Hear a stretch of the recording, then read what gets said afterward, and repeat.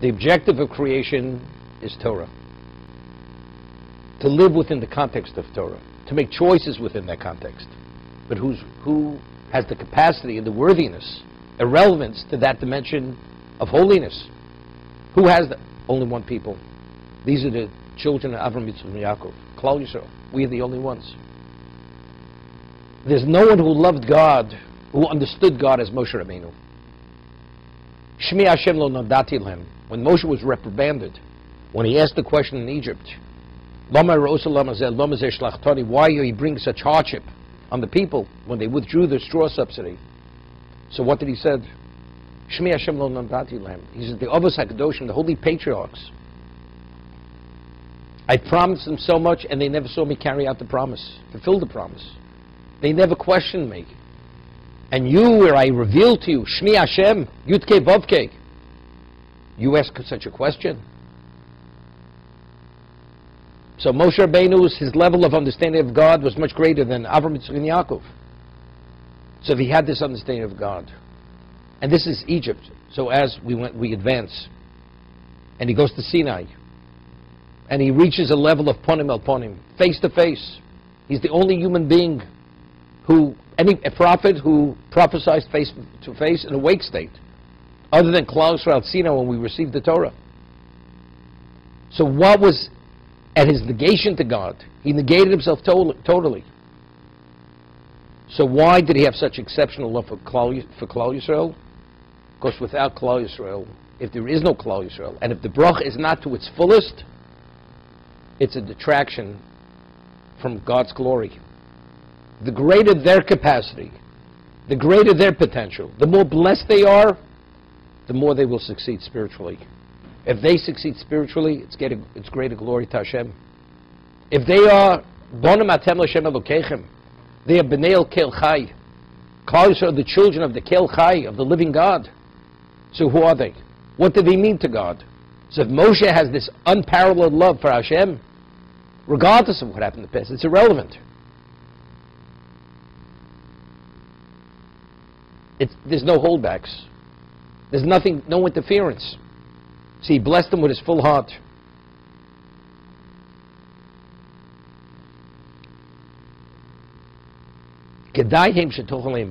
Why? Why are they worthy for the bracha to take effect?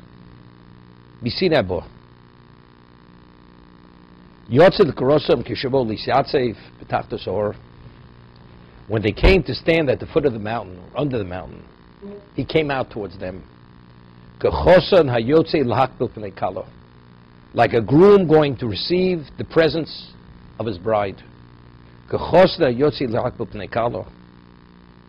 Shenemar cites a posuk, Likras Elokim, Klomadu Shotze Kenegdim. He went out towards them, like a groom going out to greet the Kala. The Chafetz Chaim writes, we pray every day for coming Mashiach. What's going to be when Mashiach comes? We're going to have the third Beis HaMikdash. What are we going to do in the third Beis HaMikdash? We're going to bring korbanos, sacrifices.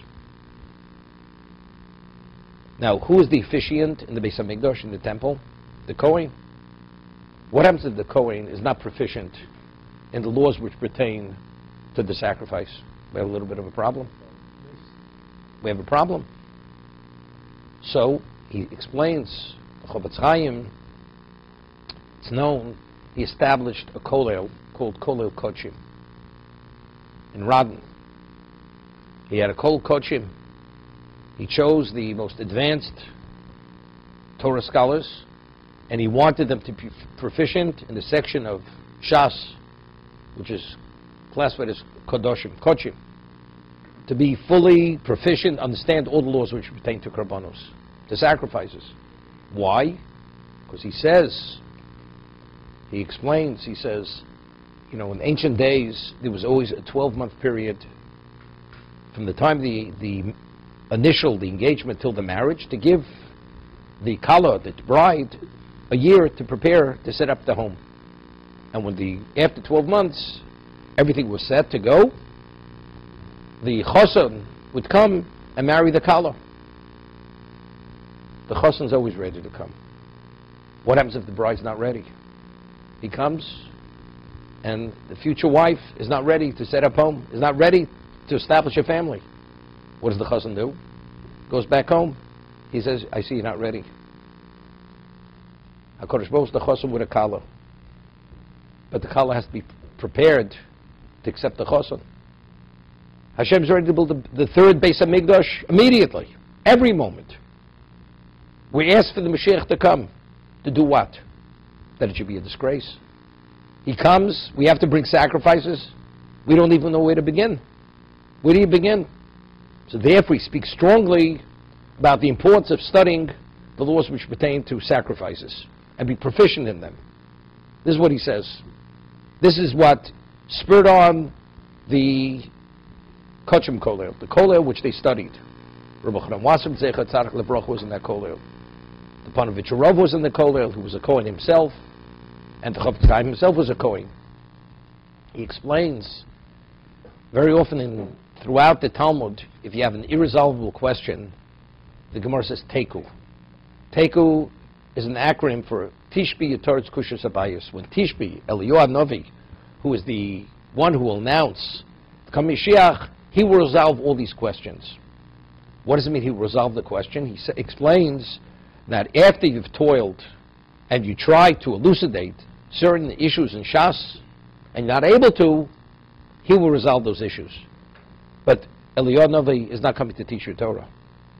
That means after you've applied yourself to your fullest ability and you're not able to, he will elucidate those areas which remained unresolved. He's not coming to teach your Kochim how you're supposed to slaughter or do any of the acts in the Beis HaMikdash. He's not. So he says, is there a question why Mashiach hasn't yet come? If Mashiach is the precursor to the building of the Beis HaMikdash, God says, you're not ready. I'm the Chassan, you're not ready. I'm not coming. When the Kala is ready, then the Chassan is ready to come. HaKadosh Baruch Hu, it's kechosna yotzis l'kabel pnei Kala. That's part of the connotation. We have to be ready. Now, what was the readiness? What was the readiness of Klal Yisrael at Sinai?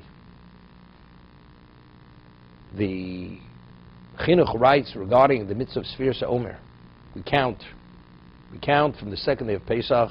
Pesach is Zman Cheruseinu. We were freed from Egypt, redemption, and we're working our way towards Sinai.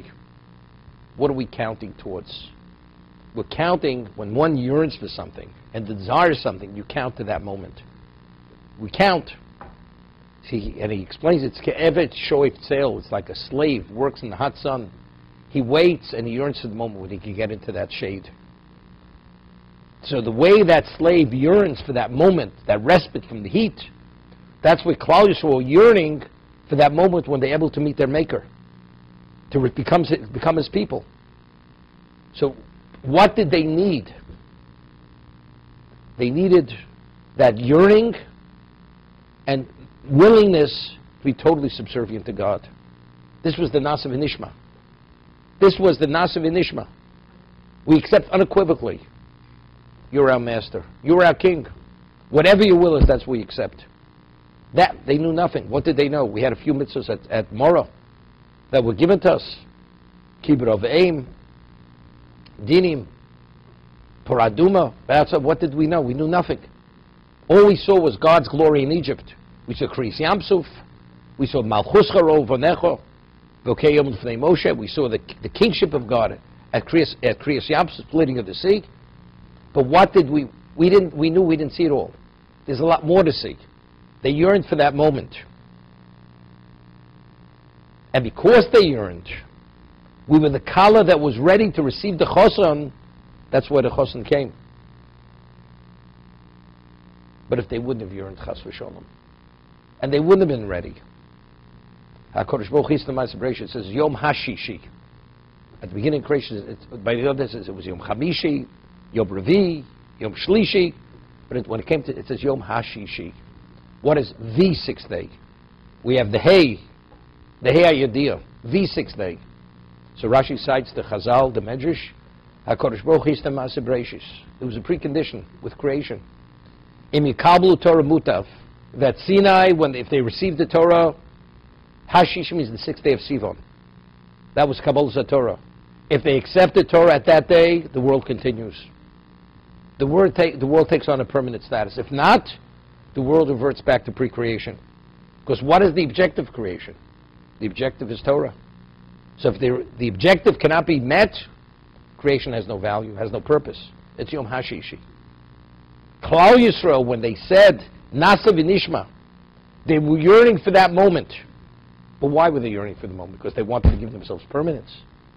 They were yearning for that moment because they wanted to engage, to become the Am Hashem, become God's people. As a result of that, the Chosin is ready to come to Kala. The Kala is ready, the Chosin is coming. This is when they reached the pinnacle of their spirituality, when they said Nasa v'nishma. V'zorach miseir lomo sheposach b'nei Esav shekablu zatorah v'lo rotzu. He first came to the descendants of Esav. They rejected. They weren't interested. Hofia b'harporon sholach shom posach b'nei Yishmael shekabluah. He went to the Bnei Yishmael, the Arabs. V'lo rotzu, not interested. Weren't interested. Factually, the Gemara tells us the Torah was offered to every nation in the world. Every nation in the world rejected it. So there's an interesting Ramban.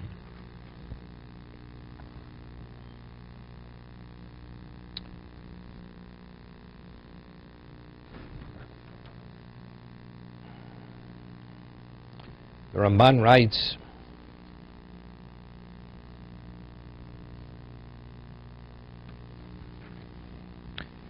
Al Dasra B'Seinu Tamakosov, he has his own interpretation because it's based on what the Gemara says. He revealed himself at Sinai to them.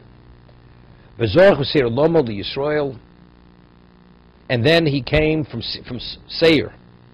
Hair Ponov L'Yisrael, he came from there.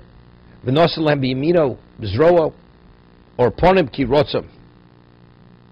V'ofia v'her Yifos v'hadras Ponim v'harporon, Kashelo rotzu b'nei Yishmael, they also rejected it. The sons of Yishmael. Yaskir, ki ho yischus li so gadola, Kashelo rotzu sharu umos l'kabla satorah. He said, this is a phenomenal schus for Klal Yisrael. Do you know what kind of disgrace this is? The creator of existence. God says, I'm offering you something which is invaluable. Everybody's turning me down. The only ones who have an understanding who I am are only Bnei Yisrael. This, you know what the schus is? To give credibility and credence and honor and glory, to see it correctly. As we say in the vernacular, they all missed the boat. Putting it mildly. Now, if he offered it to every nation of the world, but it only mentions 2 nations, Seir and Yishmael. Avram. This is the progeny of Avram. Yishmael is the son of Avram. Seir is the son of Yitzchok. Of all the progeny of Avram Avinu, the only one who was interested was only Yisrael. But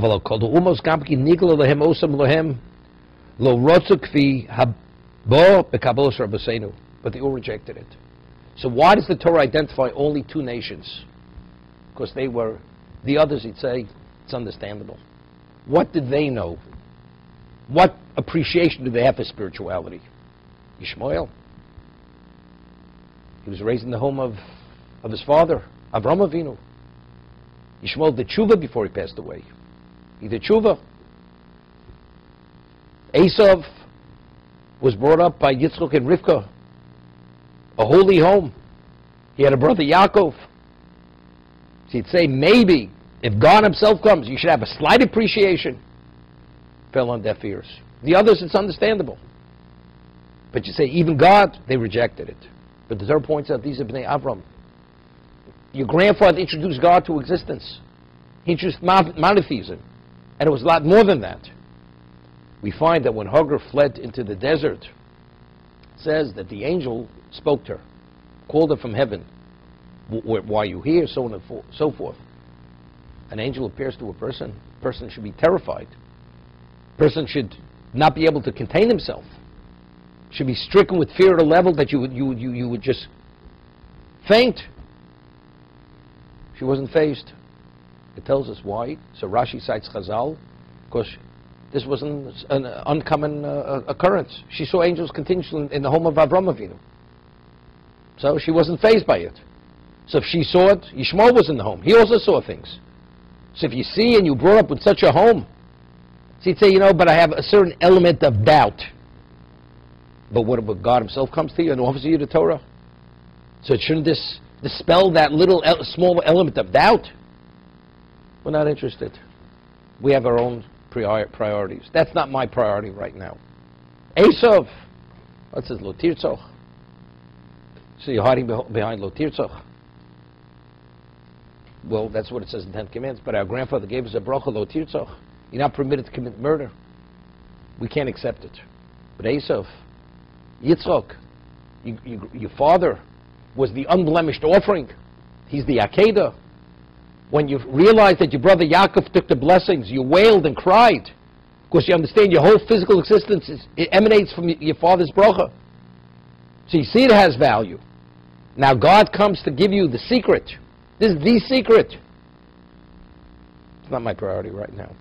Lo Tirtzach, it's not for me. So that's why the Torah only speaks about Seir and Yishmael, Haraporon. The others, it's understandable. They were offered, they rejected it. But you two people, you nations, you should have some degree of appreciation for this. Be concerned for God's glory. Tchil Hashem. Esav Yisodeh. It's a hunter.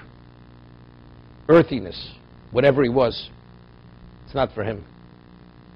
Yaakov's children, progeny. Kabbalah Torah. It's a whole different level. Nasa v'nishma. Therefore he says, the Ramban, Yaski kyo yischusli so gedolo kashelo rotzu sharumos lekablas Torah. It's a story I heard. There was a man. His name was Mr. Schreiber. He was in the diamond business. Passed away. He was 100 years old. He was pretty well till the very end. And the first Knessia Gedola in Marienbad. So all the Gedolei Torah came to it. Rav Chaim Ozer, Zeichat Tzarech Lebrocha, Brzezinski, who was the leading Torah sage in the world, and he was accepted by all factions within Judaism. The Hasidim, the non-Hasidim, he was the final word in Torah. That was a dimension of greatness. He comes, and usually when a person of that dimension comes, you have somebody, an attendant, to attend to your needs. And this person, he was a young man then, he was in his 20s, he sees Rav Chaim Ozer has nobody with him.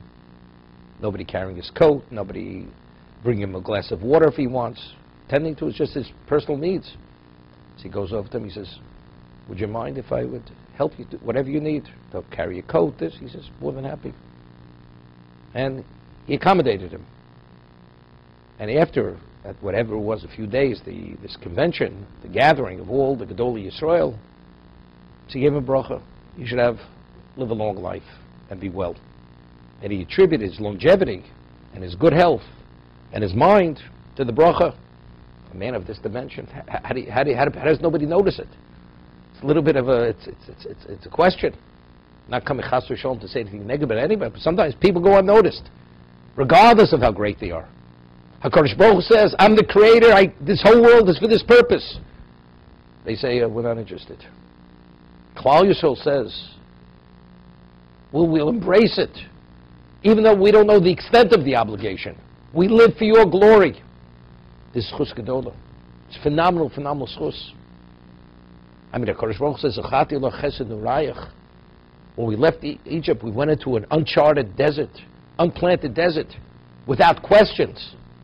Lech lech acharei, Zachati lo chesed nurayach. I will never forget. I will remember the chesed of the youth. Lech lech acharei b'midbar eretz lo zarua. That was a semblance of the Nasa V'Nishma. A total negation. As a responsible human being, how do you go into a desert? How do you do such a thing? It's irresponsible. It's irresponsible if you have no faith. But if you have full trust in God, it's not irresponsible. Why, so what if it's an uncharted, unplanted desert? What's the source for life? Lo alechem levadu yichya odam. Is it on bread alone man lives? Kal motzi pi Hashem yichya odam. It's the word of God you live. That's why you exist. You can have everything in the world, and in a moment you don't exist. And you can have nothing. You have to walk through a sea. You walk through the sea. It's not a problem. That's machuscha rovanecho. Bukei yom lefnei Moshe. Split the sea. And that's what they said, Zekein Vanveu. This was one notch up. This is a more advanced level. But the more they saw, they understood. There's total negation. What are we? What is our value? If we say, Kol hachachom k'limado, the wisest man, the most insightful person, versus God, it's like you were born without intelligence, without ability. Renown, what's renown? You know, he's an accomplished person. He's listed in Forbes #1. You understand? When this man walks into a room, the whole world stands for him. God created the world, and nobody wants to know who God is. You understand? But that's the reality. Well, he's self-made. At first, maybe God put it on a silver platter. He doesn't understand it. That's how we achieved it. But everybody's excited and dancing around the man. But you know how charitable he is? Nobody ever has given as much charity to him. He put close to $1 billion into a foundation. It's called the whatever foundation. Therefore what? Does good things. And the chesed Hashem, and the chesed that God does. You study Chovos HaLevavos. That your body functions. I once said, hospitals, the cost of medical care. Hospitals, billions and billions of dollars with the most advanced equipment. You have dialysis. Kodesh Baruch Hu creates a human being with inner organs, kidneys, no dialysis, no heart machines, no heart-lung machines. Everything goes. So in the place of these massive structures and advanced technology, you have the simple body that if it functions, you need nothing. You're not impressed? But this time we'll put your name on a building. This dialysis machine, this heart-lung machine, this whatever machine was donated by so-and-so. Great philanthropist. Oh, we're so appreciative to him.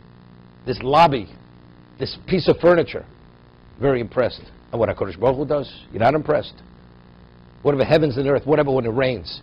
You've had a drought for 6 weeks, for 3 months. And finally, you're able to water your lawn. Your lawn. We're not talking about life and death. Are you thankful? And what about there's a flood and then the river's rising and about to crest, all of a sudden it recedes. You say, thank God it ends with that, and then you're on to your regular thing. Klal Yisrael, Nasa V'Nishma. They carry it with them. It's not something for the moment. We read Mafti Yonah. When the ship was listing, also they all started praying to God. What happened when they got off the boat? You think they weren't the same idolaters? Same idolaters, nothing changed. For the moment, they get a glimpse of clarity. The moment it passes, you're back to where you were. Nothing has changed.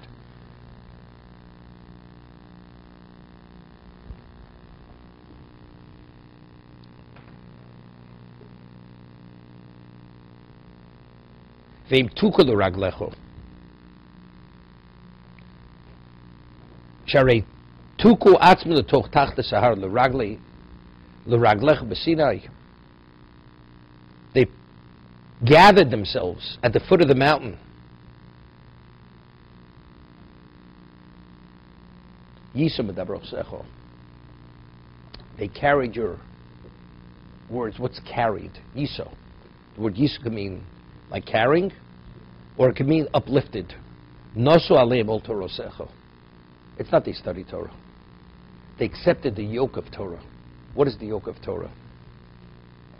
once mentioned the name of Rav Chaim Volozhiner, writes, you know, the word yoke has a very, very heavy connotation.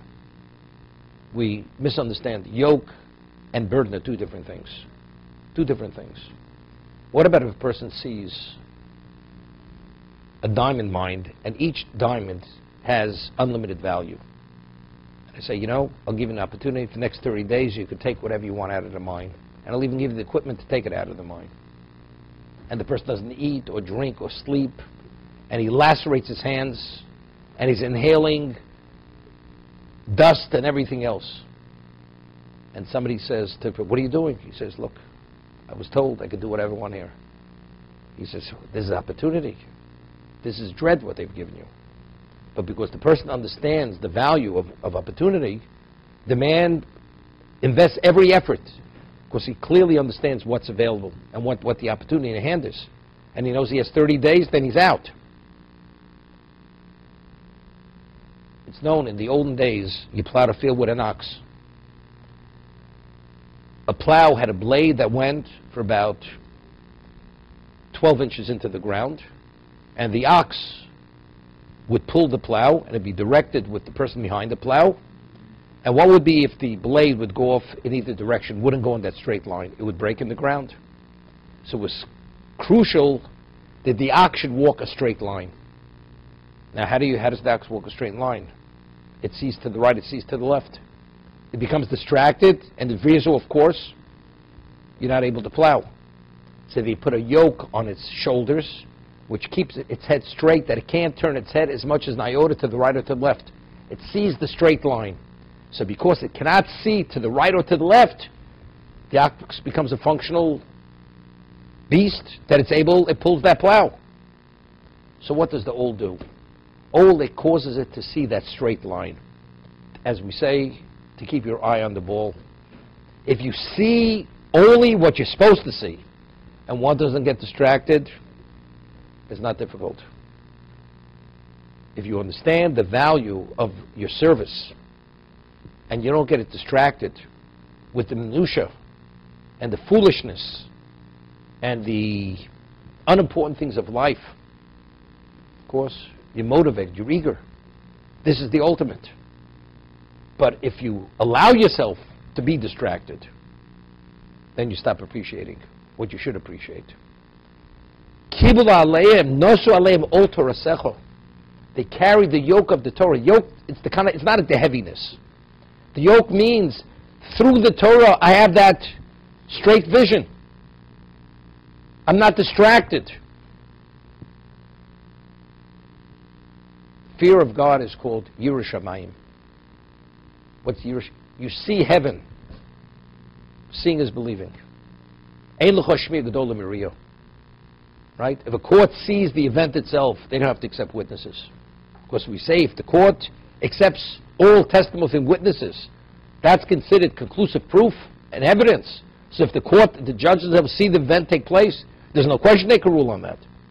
Because seeing is greater than hearing. So it's Yiras Shamayim.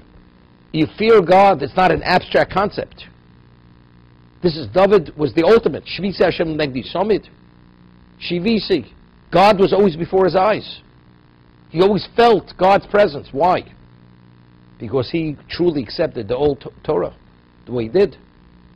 It just didn't come out of a vacuum.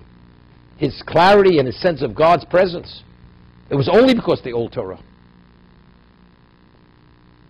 So that's the expression, Yisum Adavar, carrying the yoke of Torah.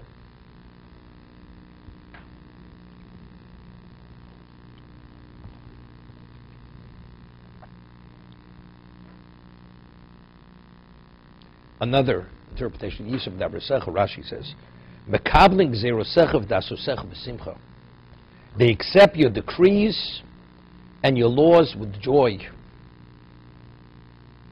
What is the connotation of zerosecha? Your decrees. What is decree? Laws is laws. What is a decree? I decree. Chok. A statute is not a decree. Decree means, God forbid, things are going to be difficult.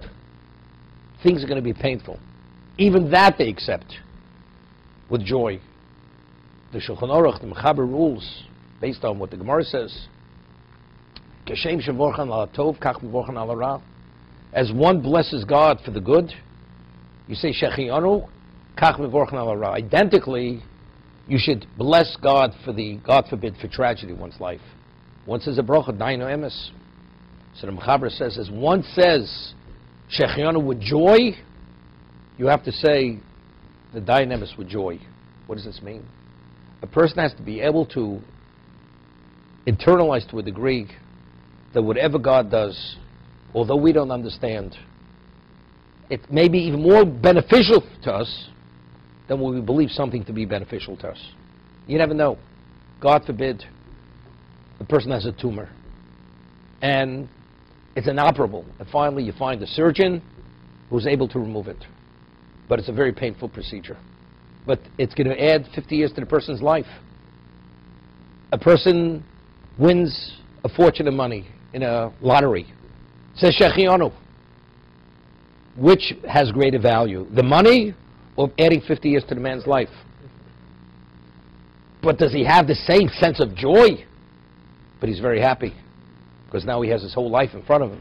Post facto, he's alive, despite the pain. So do we understand where we should have greater joy when we come upon good fortune, or God forbid, when there's tragedy, what tragedy does for the person and for the world? The Gemara says,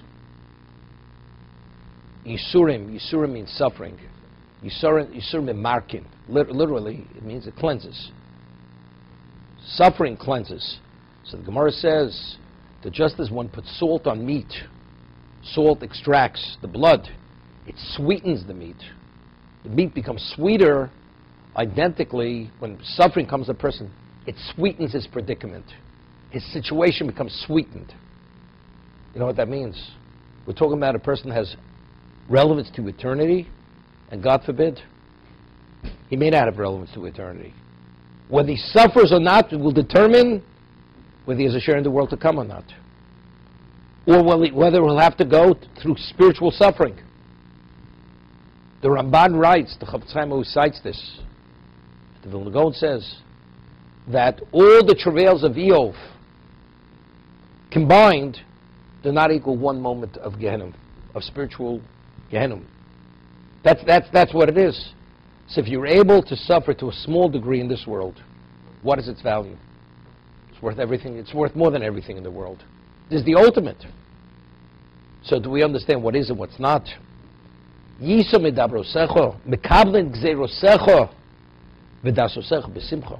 the decree and the laws they accept with joy. We say in the Kriya Shema, you must love God with all modecho. So simply modecho means with all your possessions. But another interpretation in the Mishnah, whatever measure he measures out for you, good or bad, you must love God. Whatever he doles out, you still have to love him. Despite whatever that measure is. Small, large, enjoyable, painful. Nothing changes. Regardless of what he gives you, he doles out to you, you have to love him. But what is Kriya Shema? Kabbalas ol malchus shamayim. Because again, but how does this come about? It's Yisur Medabrasecho. If you have the Torah perspective, it's not something which is in the mind. It's something which you internalize. It affects your persona. Your whole perspective is a different perspective.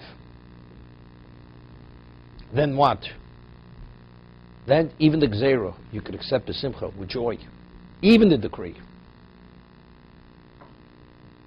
There's a story, which I just saw recently, which when I was a child, I heard the story that Moshe Rabbeinu says to Klal Yisrael,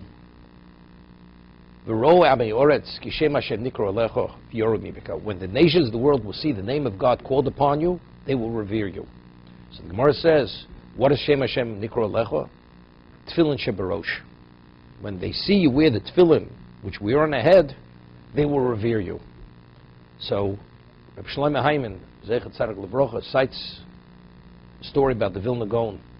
The Vilna Gaon, there were years that he was in incognito, self-imposed exile.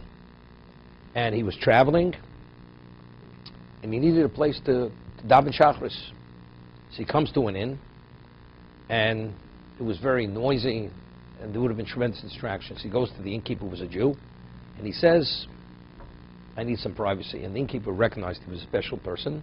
He says, you know, I have a room, or a suite of rooms in the inn, which is reserved for the count in this area.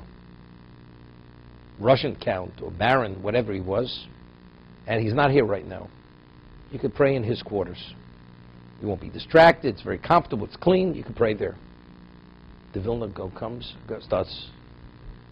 puts on his tefillin, and he's praying there. All of a sudden, the count with his soldiers, the baron comes, and he says to the owner of the inn, he says, is my room ready? He says, yes. He says, but there's a Jew praying there. He becomes incensed. He sends his men immediately. They should beat up the Jew and remove him from his quarters. Disgrace.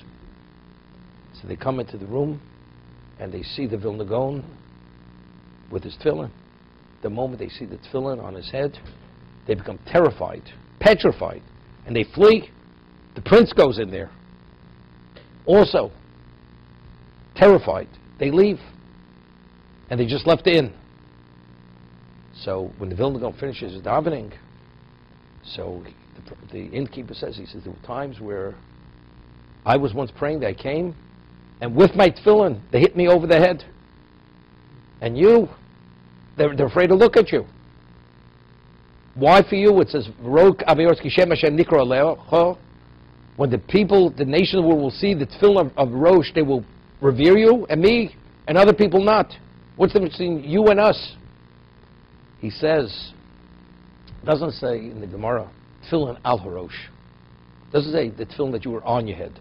It says tefillin shebarosh. The tefillin that are internalized in your head. You understand? The only way you could accept Gzeirosov, his decrees and his laws, the simcha, if it's internalized. If it's not just you wearing an ornament, even though tefillin are called an ornament, it's called pe'er. It's an ornament. But when I wear that, what does that represent? How do I internalize that? Do I feel privileged when I wear that? Or it's something, you know, you hide. Or you do because you have to do it. It's simcha. This is my pride and joy. This is the ultimate. So if a person feels he's privileged to be able to wear God's insignia, like the Brischa Shech Samti B'Sarenu, we have the covenant engraved in our flesh. This is the ultimate. This is referred to as Bris Kodesh. This is the holy covenant. It doesn't detach itself from the Jew when he's circumcised. But that's a badge of pride. Tzitzis. Also, Risim also Schartem, you will see them and you'll remember the mitzvos. Why are you hiding it? There's a story in the 60s. This person originally was an American, and he started an organization in Israel called Pi'ilim. It was called American Pi'ilim. What they did was, there were many immigrations that came to Israel, and they came originally from very devout families, religious families, and because of circumstances in Israel, many of them were taken by missionaries and taken into wherever they were taken into. And this organization would go and rescue these children, even go into the convents and to the missions and whatever, take them out. And the Israeli government didn't in any way interfere with this, meaning to stop the missionaries from missionizing. And it's going on till today. Till today, endless missionary activity in Israel. And his name was Hirsch.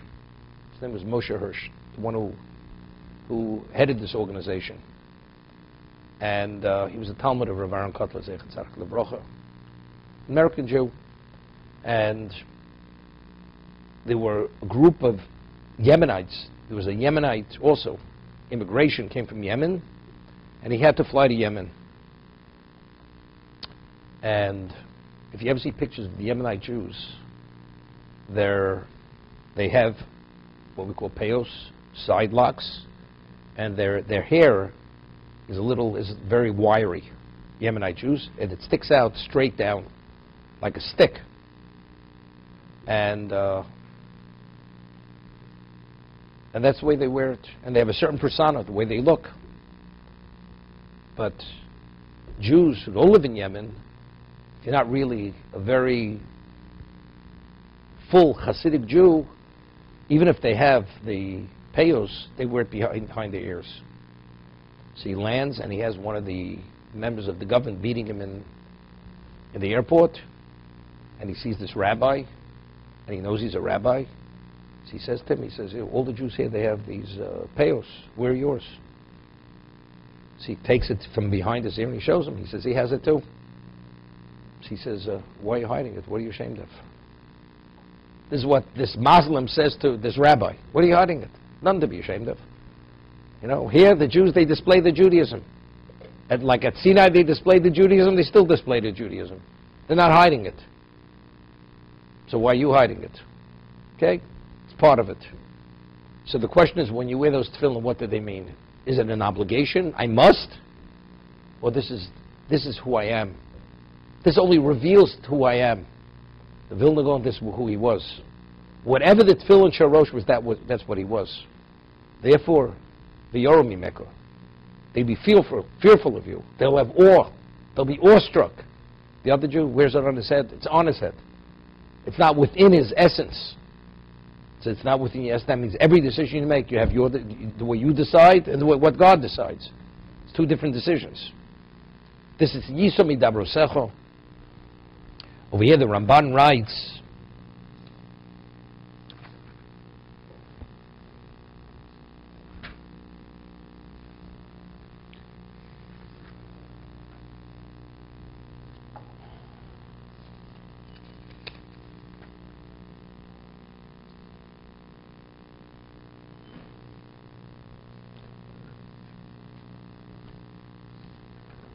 it says, V'osim Rivos Kodesh. He came with his myriads of Kedusha.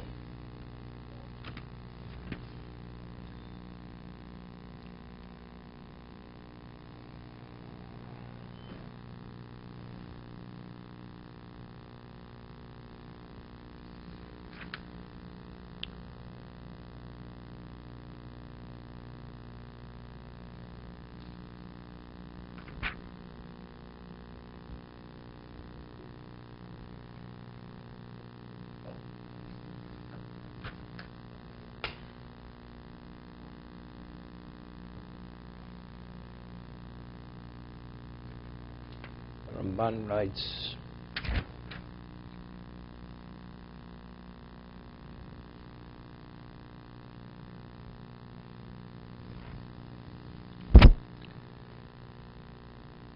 that Osim Rivos Kodesh, that because of the level of Klaus at this moment, God exposed him to the most advanced level of Kedusha. He wanted to spiritualize us, to give us the greatest capacity. So because from our vantage point, we took the initiative, as we should, therefore, V'osim Rivos Kodesh, he came from the myriads of angels with the greatest level of Kedusha to expose us to that Kedusha, that we should be spiritualized to the maximum degree. So we should have the greatest potential.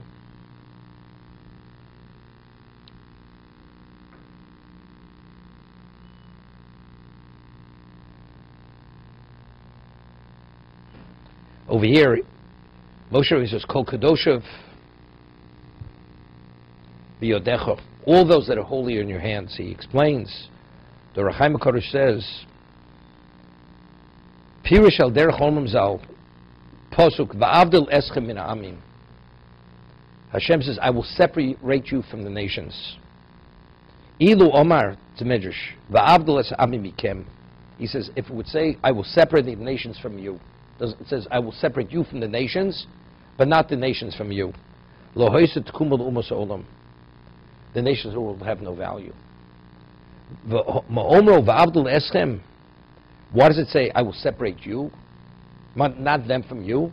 Nikachim yivo ma'amalis gayer hine mukubolim ke'echmi Yisrael. If it would say, I will separate them from you, that means they have no relevance to you. But that it says that I will separate you from them, So the connotation is you're separated from them, but they, if they choose to come to you, they can't come to you. What is the meaning of coming to you? If they choose to convert, they could become part of you. So what is the value of the nations of the world? In their essence of value, that there are among them people who will eventually convert. But if I would take them away from you, so what's the value? The value is only me. Their relevance to God. So if there's a potential they could have a conversion, then they have relevance to me. But if there is no potential, then they have no relevance whatsoever. They have no value. It's interesting.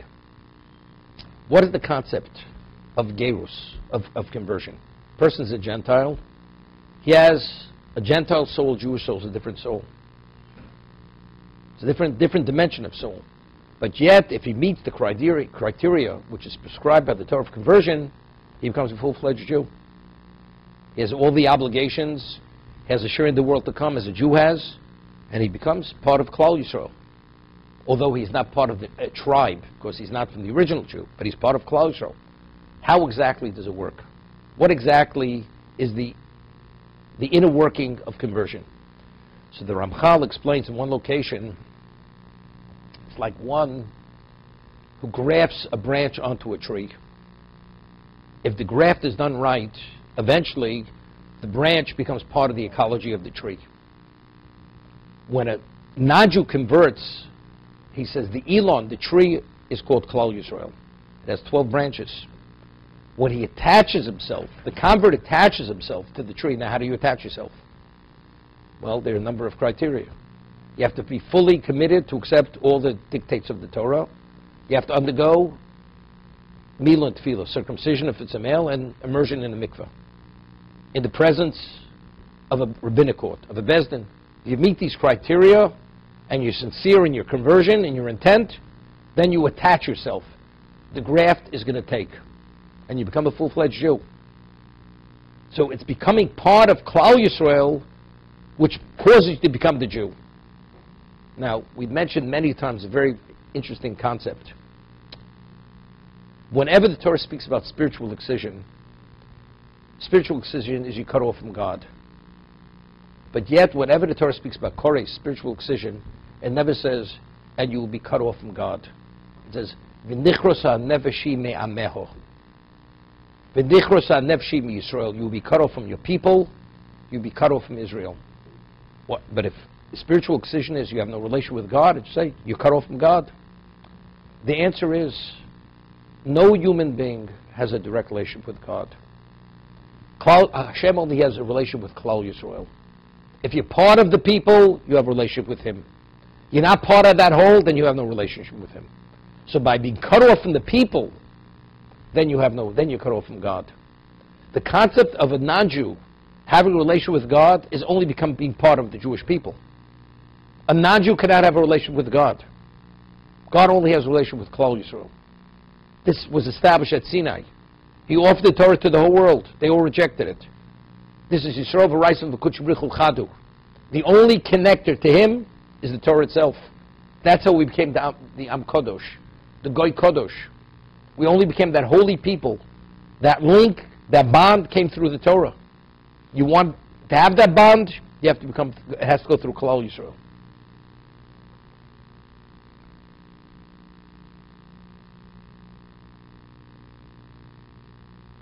The Ramchal writes in regard to the understanding of Alein L'Shabeach, which we say every day, which we said on during the repetition of Shemon Esrei, Rosh Hashanah, Yom Kippur, Aleinu, we say that our lot is not their lot. Shalosum chelkeinu kehem, gorlein kol amonam. Our portion, our lot is not theirs. Theirs was our. We bow and we prostrate ourselves between the King of Kings, HaKadosh Baruch Hu, who's this and that. What does that mean? So he goes, and then we say, Al Kaveh, that the world should be purged of idolatry, even the nations of the world should recognize, should accept him and bow and swear in his name. So this is what we say. What is the objective? What is the purpose? The nations of the world, they could only have a relationship to God through us, through Klal Yisrael. So they have to recognize who Klal Yisrael is. And when they become dedicated to serve God by attending to the needs of the Jews, as Jews who serve God, the first thing is we have to recognize God. The Jew has to recognize who he is and what his obligation is. Now, if the non-Jew facilitates the needs of the Jew to serve God, now the non-Jew, his link to God is through the Jew. Everything is through the Jew. And all existence. You can only have the relationship to God, it's only if it accommodates.